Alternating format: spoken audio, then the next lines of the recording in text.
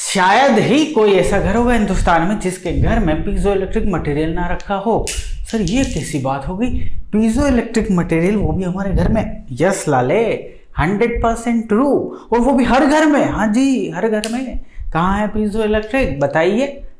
सोचिए जरा, piezo electric material आपके घर में कहाँ है? सर हम पीजो इलेक्ट्रिक नहीं जानते सर, सेमेस्टर में पढ़ा है ना, सुना है, थोड़ा सा आइडिया है ना, हम उसको एलोबरेट करेंगे। जितना आप जानते हैं ना उससे ज़्यादा ही देंगे।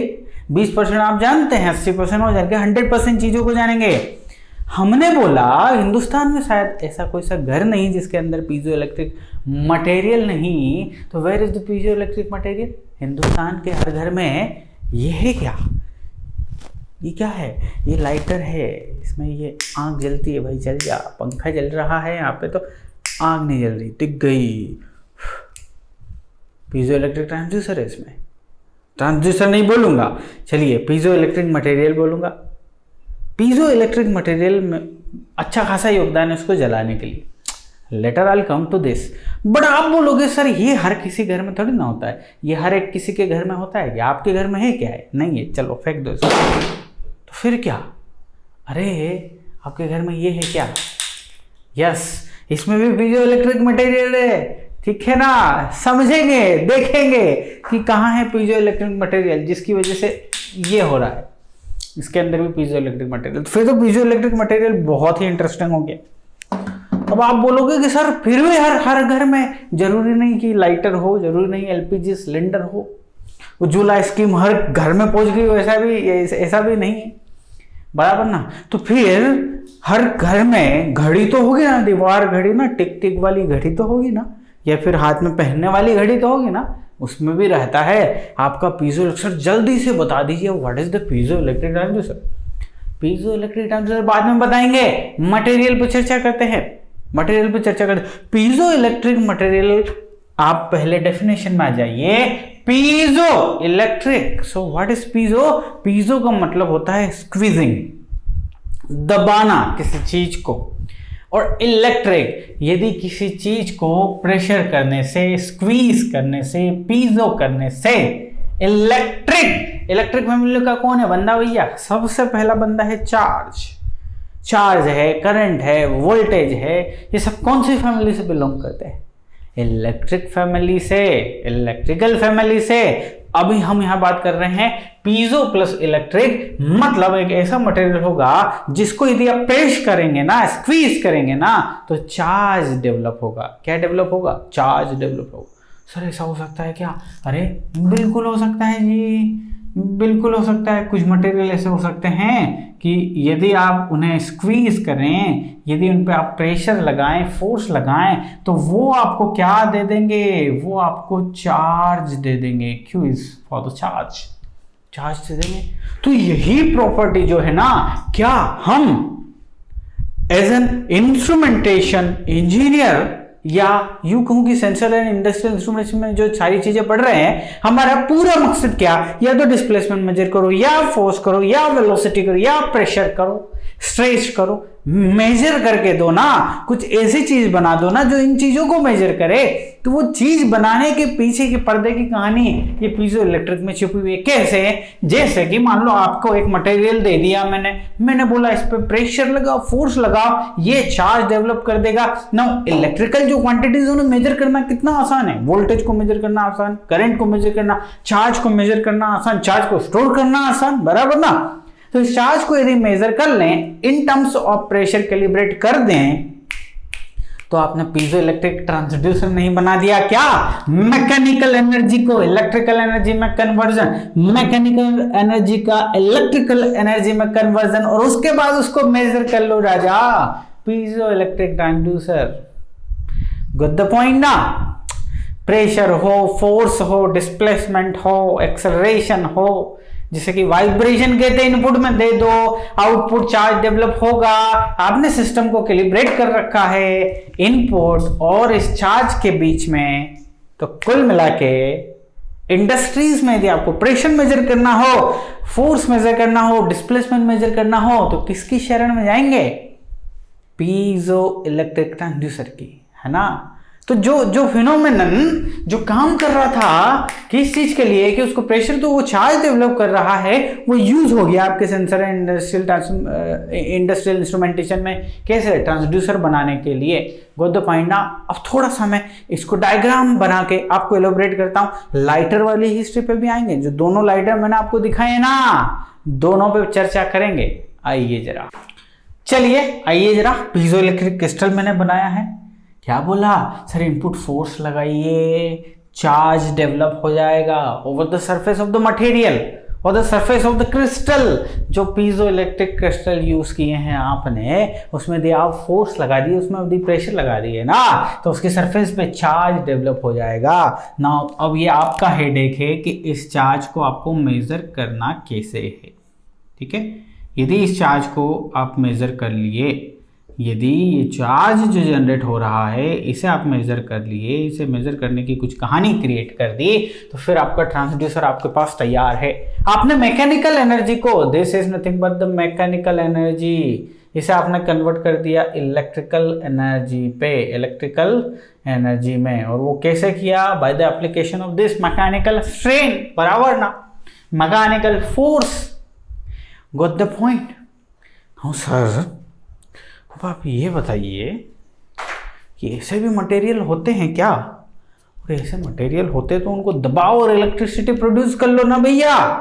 एक क्वेश्चन आपके पीएसयूज में काम आएगा राजा, पूछ सकते हैं आपसे। एक क्वेश्चन मुझसे पूछा गया था ओएनजीसी के इंटरव्यू में, है ना भैया, पीजो इलेक्ट्रिक बारे में पूछा और मेरे से सीधा सा क्वेश्चन यही किया कि पीजो इलेक्ट्रिक जो क्रिस्टल है, पीजो इलेक्ट्रिक मटेरियल है, उसका आपकी डेली लाइफ में कहीं पे यूज़ है क्या? डेली लाइफ में कहीं पे यूज़ है क्या? तो मुझे उसके बारे में ऑलरेडी पता था, मैंने बता दिया कि इस तरह घरों में जो लाइटर यूज़ करते हैं उसमें पीजो इलेक्ट्रिक क्रिस्टल होता है। ठीक है, बोले कि और, तो अब उस टाइम पे मेरे को घड़ी क्लिक नहीं किया था। घड़ी, आई थिंक घड़ी बहुत ज़्यादा क्लोज था और उस टाइम पे घड़ी थी भी मेरे पास, मैंने पहनी भी है। हो सकता है इसीलिए उनका दिमाग में वो क्वेश्चन मुझसे पूछने में आया हो। खैर, इंटरव्यू में आप कितने ज़्यादा क्विक हैं, कितना ज़्यादा अच्छे तरीके से रिस्पॉन्ड कर रहे हैं चीज़ों को, इन सारी चीज़ों की चेकिंग की जाती है। तो खैर, जब भी आप कोई सा भी इंस्ट्रूमेंटेशन इंजीनियर है अपन लोग, इंटरव्यूज मैक्सिमम मैंने फेस किया है, तो हमसे पूछा जाता है हमारे को सब्जेक्ट्स के बारे में, और लिटरली कुछ भी पूछ लेते हैं। जो हमें आता है वो तो स्वाभाविक सी बात है, उनको चाहिए। यदि वो हमसे पूछ रहे व्हाट इज द एलवीडीटी, तो वो वही आंसर चाह रहे जो हम पढ़े हैं, जो हम बुक्स में पढ़े हैं, वही आंसर चाह रहे, लेकिन उसमें भी वो मॉडिफाई करके फिर उसमें एंटर करते और क्वेश्चन पूछते हैं। अब मान लो इंटरव्यूअर ने क्वेश्चन पूछा व्हाट इज एलवीडीटी, और हम इधर सोच रहे उधर सोच रहे, तो आप बताइए सिलेक्शन होगा क्या? अरे इंस्ट्रूमेंटेशन इंजीनियर हैं हम, पीएसयू के इंटरव्यू में अपीयर हो रहे हैं, और कोई सा क्वेश्चन पूछो और हम इधर उधर देखें तो काम नहीं चलेगा ना राजा, सारी चीज़ें पढ़नी पड़ेगी। इसलिए मैं बोला था जो कोर सब्जेक्ट है ना, वो आपकी लाइफ के अंत तक आपको काम आने वाले हैं। गॉट द पॉइंट ना? चलिए, तो फिर सर ऐसे क्रिस्टल होते हैं? हाँ जी, बिल्कुल क्रिस्टल होते हैं। Naturally we have the crystals, हम नेचुरली हमारे पास ऐसे क्रिस्टल्स हैं जो कि पीजो इलेक्ट्रिक प्रॉपर्टी को रखते हैं। बचपन में क्या आपने वो पत्थर देखे, चिकने पत्थर जिनको हम वो करते थे, एक दूसरे से प्रेस करते थे तो चिंगारी निकलती थी, क्या आपने देखे हैं चिंगारी वाले पत्थर? हाँ, वो चिंगारी वाला पत्थर जो है ना, वो आपका पीजो इलेक्ट्रिक मटेरियल है। और उस चिंगारी वाले पत्थर को क्वार्ट्ज बोलते हैं, जिसका कि नाम आपने सुना। तो क्वार्ट्ज एक ऐसा मटेरियल है जो कि नेचुरली क्या है जी, पीजो इलेक्ट्रिक मटेरियल है। ये एक्चुअली सिलिकॉन डाइऑक्साइड है, यानी कि SiO2, ठीक है, जिसकी कोई कमी नहीं है, बराबर ना। This is nothing but the SiO2 crystal, quartz crystal, ठीक है। तो वो पत्थर की बात हो गई, वो पत्थर और कुछ चिकने, और ज़्यादा चिकने, एकदम क्रिस्टल कांच की तरह वो दिखाई देते हैं पत्थर, क्वार्ट्ज वाले पत्थर की ही मैं बात कर रहा हूँ।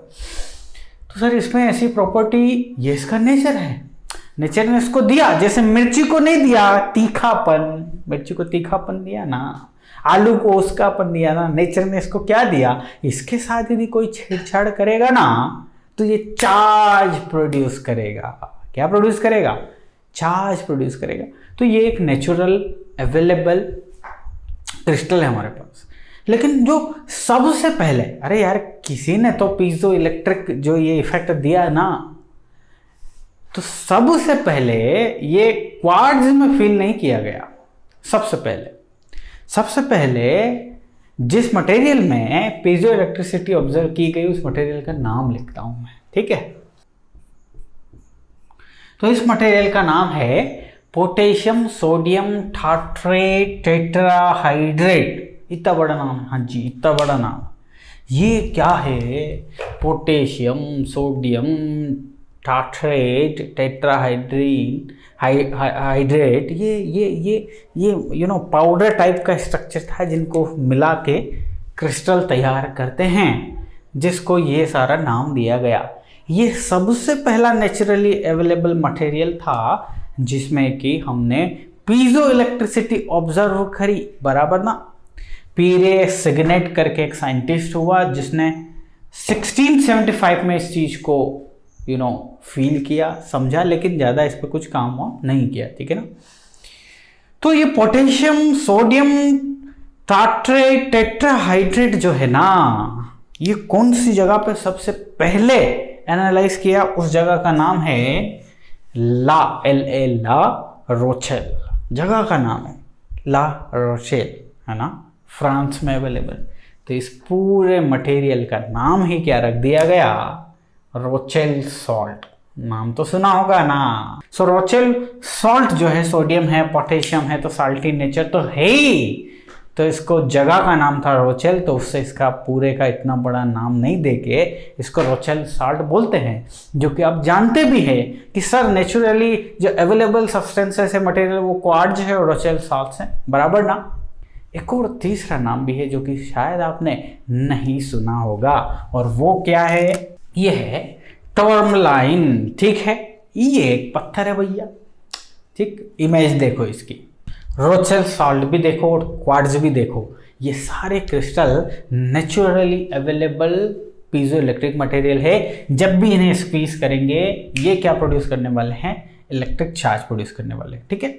अब सबसे ज्यादा जो चार्ज प्रोड्यूस करेगा वो रोचेल सॉल्ट प्रोड्यूस करता है, और क्वार्ट्ज जो कि बहुत ही ज़्यादा स्टेबल मटेरियल है, ये बहुत ही कम चार्ज प्रोड्यूस करता है, ठीक है। तो ये जो फिनोमेनन देखा कि भैया प्रेशर दे दो इलेक्ट्रिक चार्ज मिल जाएगा, इसको हमने यूटिलाइज किया पीजो इलेक्ट्रिक ट्रांसड्यूसर बनाने में, है ना। तो ये जो कैटेगरी थी, पहले हम मटेरियल के बारे में डिस्कशन कर रहे हैं, आएंगे पूरी कहानी पे आएंगे, समझेंगे। इन मटेरियल्स को मैंने बोला नेचुरल मटेरियल्स, ठीक है। ये नेचुरल मटेरियल्स हैं, ठीक है, नेचुरल मटेरियल्स हैं जिसमें पीजो इलेक्ट्रिक प्रॉपर्टी है। नाउ अब कुछ मटेरियल ऐसे हैं जो directly directly piezo electric show नहीं करते, लेकिन यदि उनको आप प्रोसेस कर देना तो वो पीजो इलेक्ट्रिक मटेरियल बन जाते हैं। वो द पॉइंट ना। इट्स लाइक 3 कैटेगरी से मैं आपको समझाता हूं। एक ह्यूमन बीइंग हो गए, एक चिंपांजी हो गए, और तीसरे रोबोट हो गए, ठीक है। ये ह्यूमन बीइंग है, चिंपांजी है और रोबोट है। ह्यूमन बीइंग हम लोग जो हैं natural, natural, we are the natural one, है ना। हम हमारे सारे फंक्शंस कर सकते हैं। नाउ चिंपांजी हमारे सारे फंक्शन नहीं कर सकता, बट यदि हम उसे ट्रेंड कर दें, चिंपांजी को हम यदि ट्रेंड कर दें तो वो हमारी तरह चल सकता है, हमारी तरह बिहेव कर सकता है, हमारी तरह ऑपरेट कर सकता है। तो इसे नेचुरली अवेलेबल जो है वो तो है ही, बट जिन्हें मॉडिफाई करके ह्यूमन बीइंग, चिंपांजी मॉडिफाई करके ह्यूमन बीइंग बनाया जा सकता है। मतलब जो मटेरियल जिन्हें मॉडिफाई करके पीजो इलेक्ट्रिक बना लिया जाता है उन मटेरियल को बोलते हैं सिंथेटिक मटेरियल। क्या? सिंथेटिक मटेरियल, सिंथेटिक मटेरियल्स, है ना, जो नेचुरली पीजो इलेक्ट्रिक मटेरियल नहीं है, बट उन्हें मॉडिफाई किया जा सकता है, उन्हें पीजो इलेक्ट्रिक मटेरियल बनाया जा सकता है। और थर्ड कैटेगरी है आर्टिफिशियल मटेरियल्स। आर्टिफिशियल मटेरियल्स जो बनाए गए हैं, लाइक रोबोट को आपने ह्यूमन बीइंग की तरह काम करने के लिए बनाया गया है। रोबोट उसकी तरह काम कर रहा है, चल रहा है, बात कर रहा है, घूम रहा है, सोच रहा है, बराबर ना। लेकिन ह्यूमन बीइंग तो नहीं है, नेचुरल तो नहीं है ना, आर्टिफिशियल है, पूरा का पूरा बनाया गया है जी। तो थर्ड कैटेगरी है आर्टिफिशियल मटेरियल। ठीक है, आर्टिफिशियल मटेरियल्स 3 कैटेगरी हैं। ये क्यों मैंने आपको लिखवाया, क्योंकि कभी कभार गेट में 1 मार्क में क्वेश्चन पूछ लिया जाता है। ईएसी में तो पूछा जाता ही है, लेकिन गेट में भी कभी आ जाए तो कल को किसी से बनेगा नहीं, लेकिन हमसे बनेगा जी। सिंथेटिक मटेरियल कौन कौन से, वो मैं लिख देता हूं आपके लिए। चलिए जी, ये रहे हमारे मटेरियल्स। ठीक है, दिखाई दे रहा है कैमरे में आपको? यस, कैमरे में सब कुछ दिखाई दे रहा है आपको।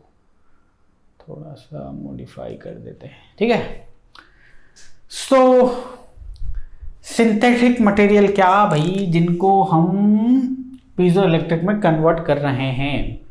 ठीक है, ये मटेरियल होते हैं जिनको हाई इलेक्ट्रिक फील्ड में रख के हम पीजो इलेक्ट्रिक नेचर देते हैं। और वो कौन है? Lithium sulphate, ethylene diamine tartrate, ammonium dihydrogen phosphate, ADP बोलते हैं, very famous, dipotassium tartrate and ceramic ANB। ये सारे सिंथेटिक मटेरियल्स हैं। बट जो एकदम रोबोट हैं वो है बेरियम टाइटानेट, लीड जिरकोनेट टाइटानेट। ध्यान रखिएगा, नाम आपको ध्यान रखना है, बराबर ने।